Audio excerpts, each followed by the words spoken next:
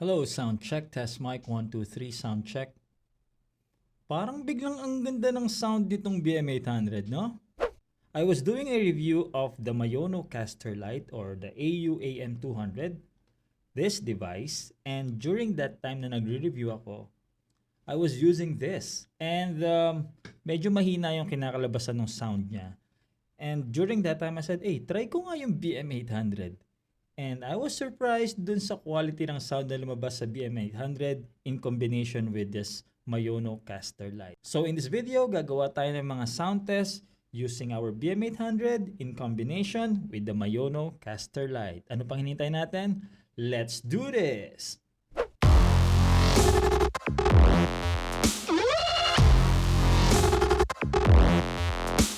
Ipakita natin yung mga settings natin para dito sa sound test na gagawin natin. So unang-una, itong ating BM800 na mic, nakakonect sa ating Mayono Caster Light, no, dito sa kanyang mic 1 na input, and then meron tayong monitoring headphones, and then yung ating Mayono Caster Light itself is nakakonect sa ating computer, no, via this USB-C cable na to. And then pagdating sa volume, no, ito right now we're around 40% nitong volume, and then meron tayo ditong naka-on na denoise, no. Yan, isa sa mga features na meron tong Mayono Caster is itong denoise. Obviously, papalit-palitan natin yan mamaya sa mga gagawin nating sound test, pero pagdating sa setup nitong Mayono Caster Light and also itong mic natin, yan na yon. And then dun sa ating recording software is 90% yung volume na nakaset doon para dito sa input ng ating mic. And then wala tayong gagawin kahit anong enhancement dito sa post, and also wala rin tayong nakalagay na kahit anong filter, hindi tayo gumagamit ng voice meter. We're just recording this as it is. Alright, so just to let you know na yan yung ating setup ngayon. Let's do the test! Alright, let's do an ambient sound test. So ipapakita natin yung ating Mayono Caster Light. So tatahimik lang tayo, pakinggan lang natin kung ano yung mapipick up nitong background noise. Now, I will do this test in two ways. So first off, i-on ko yung denoise, which is yung noise cancellation na option nitong Mayono Caster Light. So ito yon, tatahimik na ako. Alright, so that's it, no? Medyo tahimik siya actually. Itong room natin tahimik, walang sound tayo masyadong narinig. Medyo may onting treatment din sa sound, and then ang nakabukas lang is yung aircon natin. Naka-off yung ceiling fan. So medyo tahimik siya, hindi rin masyadong maingay sa labas. So now, i-off ko yung denoise. Tingnan natin kung ano yung kalalabasan pagdating dito sa ambient sound test.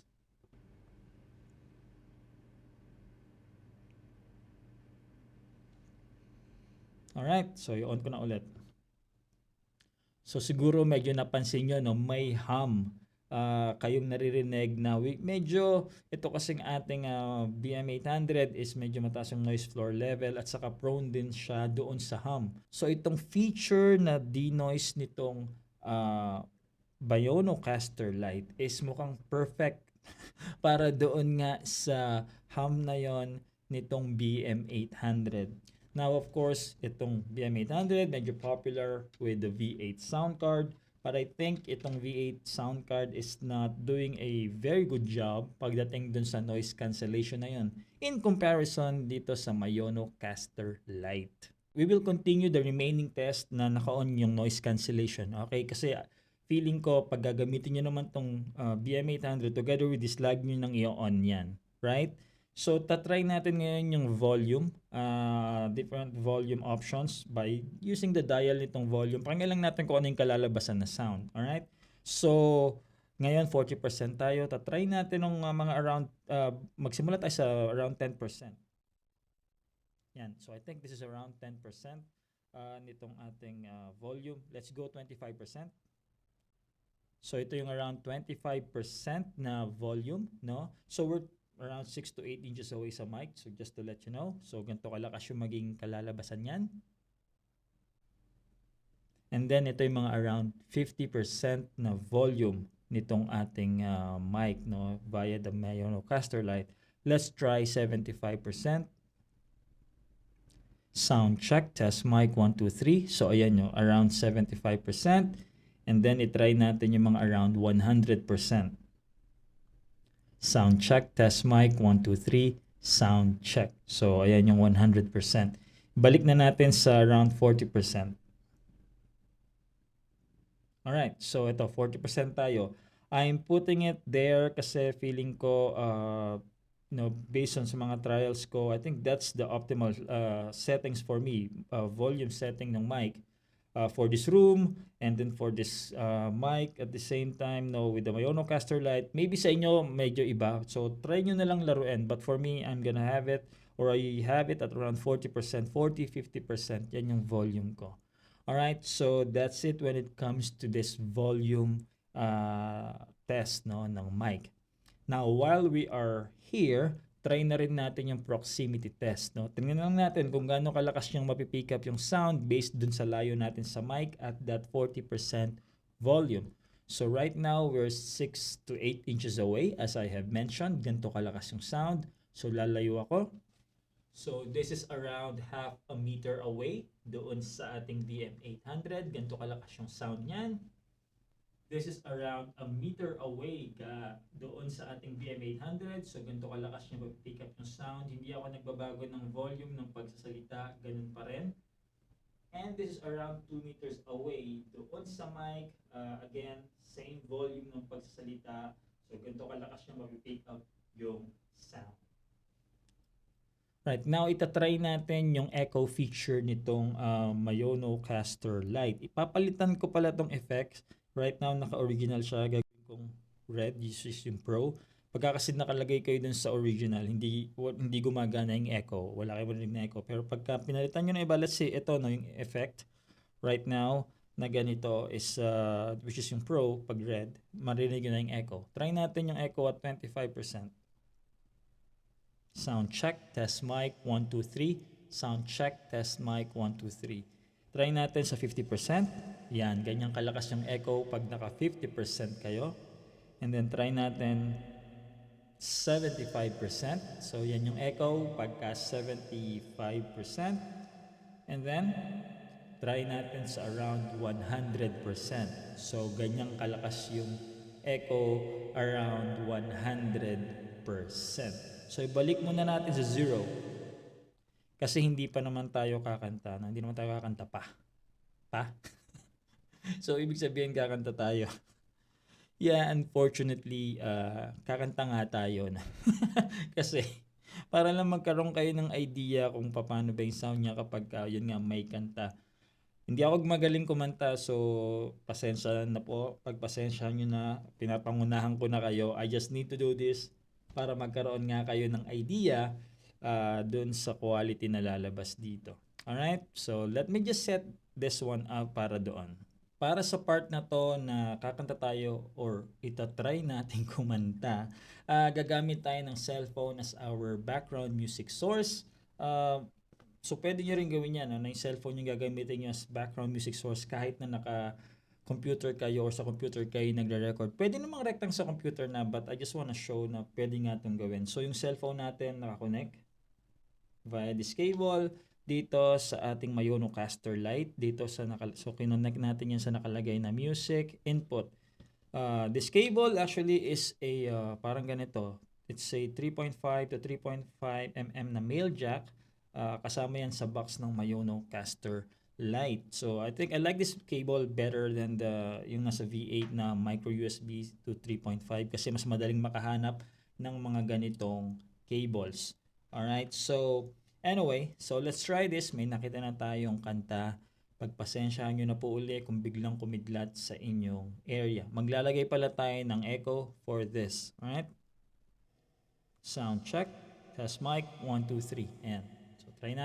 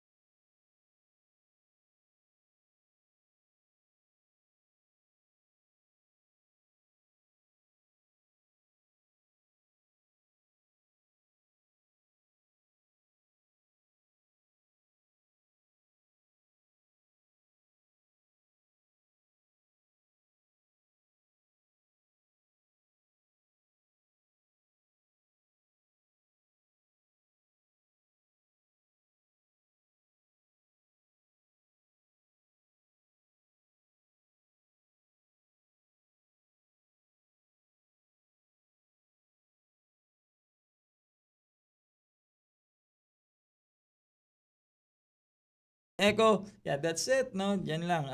I'm pretty sure pag kayo yung gumamit nito for singing, mas maganda yung kalalabasan kasi mas magaling kayong kumanta sa akin. Alright? But yeah, that's it. That's how it sounds like when you try to use this for your singing performance. Alright, so itong gagawin nating next na test is tatry nating tumugtog at saka kumanta at the same time. Saklap, kakanta na naman ako. Sorry po ulit pa sa inyo. We just wanna see how how it sounds like itong sa combination na to BM800 plus the Mayono Caster Light. Now, obviously, pagka kayong gumawa nito, mas maganda yung kalalabasan kasi mas magaling kayong kumanta, mas magaling kayong tumugtog ng gitara kaysa sa akin. And then at the same time, ito palang may Caster Light, pwedeng dalawang mic dito, no? So, pwedeng isang mic nandito sa instrumento nyo, and then yung isa is nasa bibig ninyo para mas focus sa vocals. But just in case isa lang yung mic nyo, ito yung pwede niyang kalabasan. Alright? So, try natin. Nangangamba, nangangamba ang iyong puso, di ka sigurado. Di ka sigurado, nalilito, nalilito ang iyong utak kung tunay bang pag-ibig to, tunay bang pag-ibig to. Ano ba ang problema mo? Sabihin ng totoo, sabihin mo na, nilalaman ang puso mo at nararamdaman dito, kundi pa aminin ang gusto, baka kasi mawala na ako. Alright, so that's it. Now, there's another feature nitong Mayono Caster Light na pwede pang makatulong sa inyo para mabago nyo yung tone ng inyong BM800. So, one of them is ito, may EQ to dito sa bandang taas, no? Itong low, mid, high. So, pwede nyo yung galaw-galawin para magbago yung tone. So, let's say, gusto nyo ng medyo mas ma-bass. Yan, tataasan nyo yung bass. Ito yung mids. Ayan, yung magiging kalalabasan niya kapag inyong binago-bago yung dial, and then also ito yung sa highs, right? So, ayan, pwede nyo rin siyang galawin. So, one thing about this though, bawasan natin yung mids. Ayan, sound check. Alright, so I think I like this one. Yung V8, meron din naman ganyan. Ito, sa V8, pakita natin. Yung treble and bass. Pero limited kayo dyan sa parang low and high. So, ito is merong low, mid, at saka high. Right? And then aside from that, meron din siya nitong parang itong effect na to na parang medyo parang preset na EQ. So pagka pinindot ko mag-iba-iba. So ito popped out. Yung green, sound check, test mic 1, 2, 3. MC, so parang medyo mas broadcast yung dating. Then ito regional, and then yan, balik tayo. Lagay natin sa Pro. So tingnan natin, parang okay itong tunog na to. So yeah, just want you to know meron din ganyan yung Mayono Caster Light. Alright, so nagawa na natin lahat ng test na mga gusto nating gawin, no, yung iba't ibang sound test. And I guess now we have to give our final thoughts on this, no. So I'm gonna say I was really impressed with this combination, this BM800 and this Mayono Caster Light. I guess this is more of the Mayono Caster Light versus the BM800, no. I think this is a very good live sound card, no. Itong console na to is really good. Now, a lot of people already has the BM800 and maybe you have your V8 sound card and you may not be satisfied dun sa naririnig yung sound, and also it seems marami nagkakaroon ng issue dito sa V8 na sound card with all of the other hindi naririnig na sound or whatever.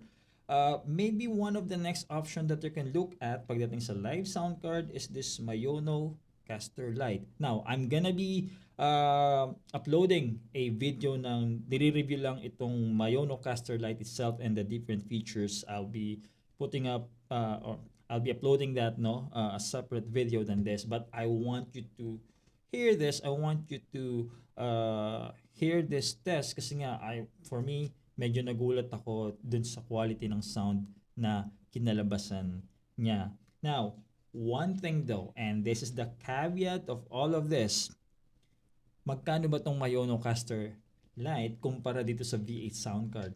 If you look at the retail price nitong Mayonocaster Lite now online, you can see prices from 4,500 pataas. Now, yung presyo na yun may kasama ng Mayono mic as well yata. Now, let's just say hindi kasama yung Mayono mic na yun. And you just look at the Mayonocaster Lite itself, I think you can still see around 3,500 pataas.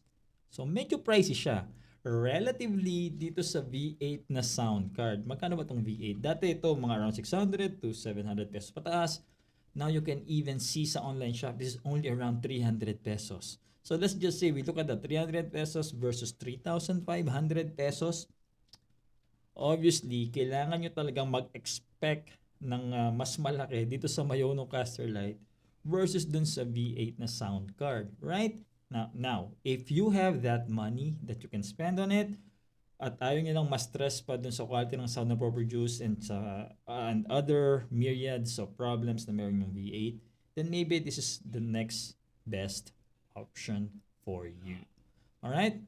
Anyways, yeah, that's it. That's it for my final thoughts for this. I was really impressed. How about you? Were you?